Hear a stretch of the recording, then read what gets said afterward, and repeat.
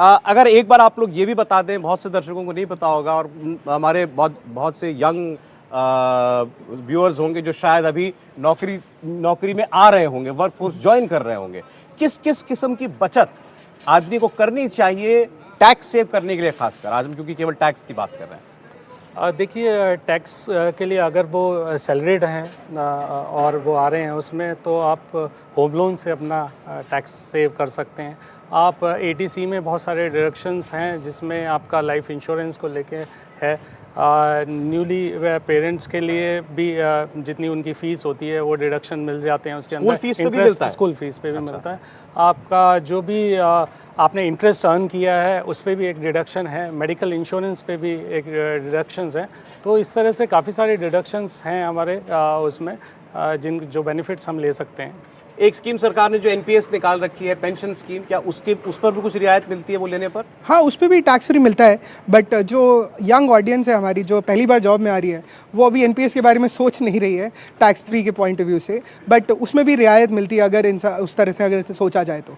अच्छा, जो 7 लाख की इनकम है और जैसा अभी सौरभ बता रहे थे कि 7 लाख से 1 रुपया भी अगर ऊपर हो जाता है तो फिर टैक्स स्लैब में आप आएंगे, टैक्स देंगे, तो उस वक्त भी सारे प्रूफ्स देने होंगे और सिर्फ अगर 7 लाख है तो कोई प्रूफ नहीं देना है, कोई डॉक्यूमेंट नहीं लगाना है, सिर्फ आईटीआर फाइल करना है। अगर आप न्यू टैक्स रिजीम अडॉप्ट करते हैं और आपकी सैलरी मान लेते 7 लाख 1 रुपए है, तो आपको टैक्स देना पड़ेगा, कोई प्रूफ नहीं देना पड़ेगा।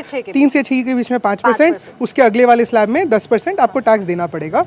और अगर आप ओल्ड टैक्स रिजीम में जाते हैं जहाँ पे एक चांस है कि आपका बिल्कुल टैक्स वेव ऑफ हो जाए, वहाँ पे आपको सारा प्रूफ्स देना पड़ेगा। इसमें एक चीज़ और क्लैरिफाई कर दें कि ये 5 से 7 लाख जो किया है, जिस पर टैक्स नहीं देना है, ये पुराने वाले टैक्स स्लैब में भी लागू है या वो 5 लाख तक ही है? नहीं, ये चेंज हो गया ना। न्यू टैक्स रिजीम अब 7 लाख का एग्जेम्पशन। ठीक, अगर आप पुराने रेट्स पर भी जाना चाहते हैं तो भी 7 लाख तक आप ओल्ड में रहेंगे या न्यू में रहेंगे, रेट्स चेंज हुए हैं बस। रिजीम दोनों सेम ही है।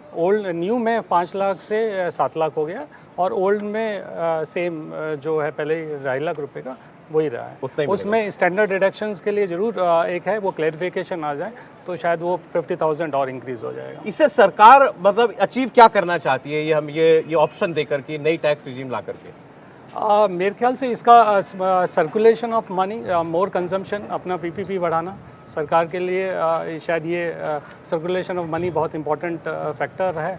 तो जितने लोग उसको सेविंग से जो हटेंगे लोग, वो मार्केट में एक्सपेंडिचर करेंगे, जिससे सर्कुलेशन ऑफ मनी होगा इकोनॉमी के अंदर। यानी मार्केट में पैसा घूमेगा। अगर ये कुछ ऐसा होता है तो मार्केट में पैसा घूमे, ये सोच है सरकार की। देखिए, इस बजट में बहुत चीज़ें जो सीधी दिख रही है वो सीधी नहीं है।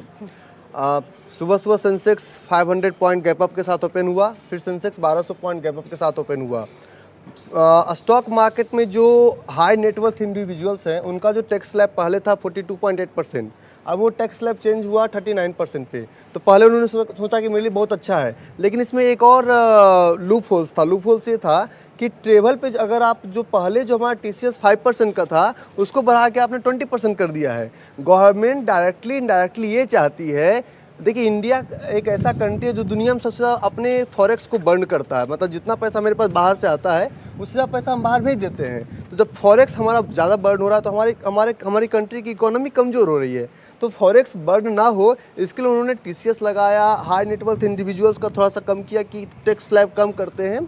और मार्केट में पैसा घूमेगा नहीं घूमेगा ये तो अभी ये थोड़ा सा अलग चैप्टर है, क्योंकि स्टॉक मार्केट का सारा जो गेम है डिमांड और सप्लाई पे डिपेंड करता है। अभी फेड का रिजल्ट आना बाकी है, उसके अकॉर्डिंग अगर RBI दोबारा अगर इंटरेस्ट रेट बढ़ाती है तो डिमांड कमेगा तो मार्केट नीचे जाएगा। अगर इंटरेस्ट रेट कंसिस्टेंट या घटाती है तो डिमांड हमारा बढ़ेगा, डिमांड बढ़ेगा तो मार्केट ऊपर जाएगा। तो ये ऑल टुगेदर। फिलहाल वैसे हम लोग बजट डे पर देखते हैं मार्केट रिएक्ट तो करती है, ऊपर जाती है, नीचे जाती है, पता चल जाता है भाई कैसे लिया निवेशकों ने, मार्केट ने कैसे लिया बजट को। आज जैसा आप खुद बता रहे हैं, पहले ऊपर गया फिर नीचे भी आ गया। तो अभी क्या मार्केट भांप रहा है, इसको डिटेल में जाना चाह रहा है? मार्केट में जो हाई नेटवर्थ इंडिविजुअल्स और एक रिटेल इन्वेस्टर ट्रेडर की बात करते हैं, इन्वेस्टर अभी भी सोच रहे देखते हैं क्या होता है, क्योंकि क्लियरिटी नहीं है इसमें। पहले बजट के दिन देखिए बहुत कुछ में बजट में होता था, रेल बजट होता था, बजट में हेल्थ का बहुत बड़ा पार्ट होता था, कुछ लोग पूछ रहे क्रिप्टो में क्या होगा, तो क्रिप्टो में ऑलरेडी लास्ट ईयर डिक्लेयर हो गया। तो अभी बजट में जब तक क्लियरिटी नहीं आती क्रिप्टो तो हमारे देश में नहीं है, क्लियर है। नहीं, पिछले साल उन्होंने कहा कि डिजिटल एसेट्स को अगर आप डिक्लेयर करना चाहते हैं तो 30% टैक्स देके आप टैक्स डिक्लेयर लगेगा, हाँ। कर सकते हैं। पिछले साल बजट में निर्मला सीतारमण जी ने खुद कहा। तो अभी जब तक क्लियरिटी नहीं आ जाती। इंडिया टीवी हर वक्त हर जगह डाउनलोड करने के लिए सर्च करें India TV news Google play store या ऐप स्टोर पर।